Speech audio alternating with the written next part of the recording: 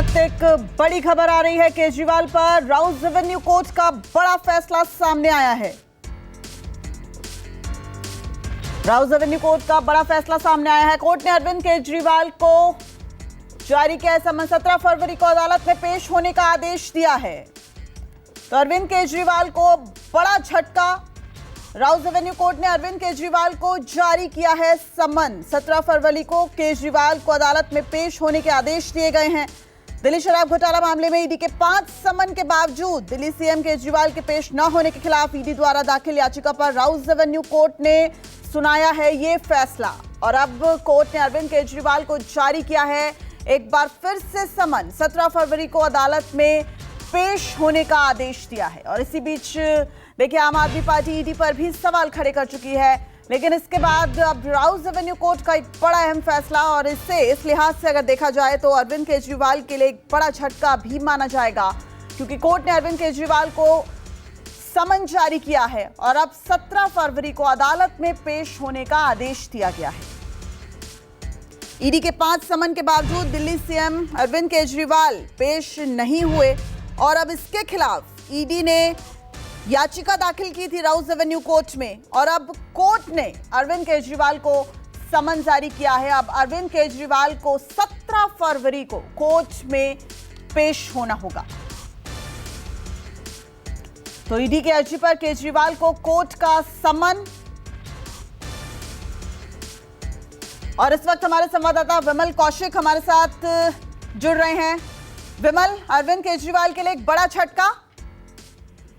जी बिल्कुल, देखिए अरविंद केजरीवाल के लिए बड़ा झटका है, क्योंकि अरविंद केजरीवाल लगातार जो है ईडी के सम्मन को अवॉइड कर रहे थे और बाकायदा ईडी से ही उल्टे सवाल कर रहे थे कि आखिर ईडी किस हैसियत से बुलाना चाहती है, बतौर आरोपी बुलाना चाहती है या फिर ईडी को जानकारी चाहती है। इस मामले को लेकर ईडी ने लगातार जब 5 सम्मन इशू हुए उसके बाद जो राउज रेवेन्यू कोर्ट है वहां पर ईडी ने सीआरपीसी के सेक्शन 190 के तहत एक एप्लीकेशन मूव की और उसमें बाकायदा सेक्शन 174 आईपीसी जो है उसको इम्पोज करने की बात की गई, जिसके तहत ये कहा जाता है कि किसी भी पब्लिक सर्वेंट के किसी आदेश की अवहेलना करना या किसी नोटिस या सम्मन को अवॉइड करना, जिसमें बाकायदा 1 महीने की सजा या फिर जुर्माना का प्रावधान है। लेकिन इस मामले में जब ईडी ने तमाम दलीलें रखी, क्योंकि कंप्लेनेंट इस मामले में ईडी है, तो बाकायदा एसीएमएम की दिव्या मल्होत्रा की कोर्ट में सुनवाई हुई। 3 तारीख को ईडी की तरफ से तमाम दलीलें रखी। विमल, 17 फरवरी पूछा 17 फरवरी को अरविंद केजरीवाल को पेश होना है अदालत में। और अगर हम देखें तो लगातार अरविंद केजरीवाल की तरफ से भी ये कहा जा रहा था कि ईडी का जो तथ्य है वो पूरी तरह से आधारहीन है, और यही एक अहम वजह है जिसकी वजह से वो ईडी दफ्तर नहीं जा रहे हैं। तो अब इस पर आपको क्या लग रहा है कि अब अगर 17 फरवरी को अरविंद केजरीवाल कोर्ट में नहीं जाते तो और क्या कुछ हो सकता है इसमें? देखिए, इस मामले में अरविंद केजरीवाल के पास विकल्प है। वो इस ऑर्डर को चाहें तो हायर कोर्ट में चुनौती दे सकते हैं, इसके बाद सेशन कोर्ट है, सेशन के बाद हाई कोर्ट है।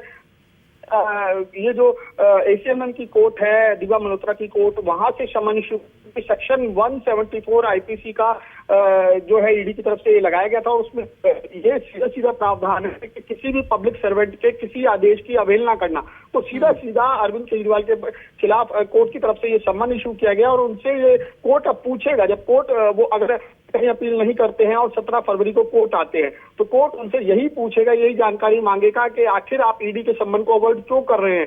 तो अरविंद केजरीवाल अपना पक्ष जो लगातार वो उठाते रहे हैं, जो लगातार वो कहते रहे हैं कि ईडी का ये सम्मन तर्क संगत नहीं है, ईडी जो है वो एक तरफा कार्रवाई कर रही है या फिर फंसाने की साजिश है, तमाम दलीलें जो अरविंद केजरीवाल या आम आदमी पार्टी बाहर रखती रही है वो कोर्ट के समक्ष रखेगी, और उसके बाद कोर्ट रुख तय करेगा। और या फिर अरविंद केजरीवाल के पास ये भी विकल्प है कि वो इस आदेश को हायर कोर्ट में चुनौती दें और मामले की सुनवाई, क्योंकि अभी इस मामले में ईडी कंप्लेनेंट था और कोर्ट इस मामले की सुनवाई कर रही थी। तो अरविंद केजरीवाल को आज सम्मन इशू हुआ है, उसके बाद वो अपना आगे का पक्ष तय करेंगे कि आखिर उन्हें कोर्ट के समक्ष जाना है या फिर इस फैसले को आगे चुनौती देनी है। जी विमल, ईडी ने शनिवार को कोर्ट के समक्ष अपनी दलीलों को रखा था, तो क्या लगता है कि कौन सा ऐसा आधार बना, कौन सी ऐसी वजह रही जिसकी वजह से कोर्ट ने आज अरविंद केजरीवाल को समन जारी कर दिया है?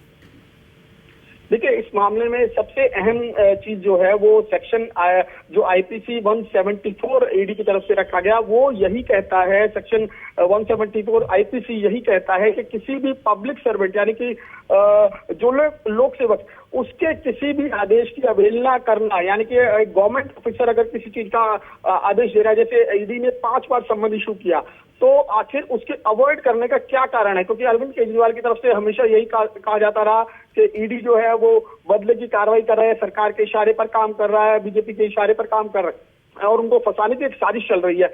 और आखिरकार अरविंद केजरीवाल लगातार यही कहते रहे कि हमें ये जानकारी नहीं दी जा रही कि आखिर हमें किस लेवल पर बुलाया जा रहा है, क्या हमें बतौर आरोपी बुलाया जा रहा है या फिर हमसे सिर्फ जानकारी मांगी जा रही है।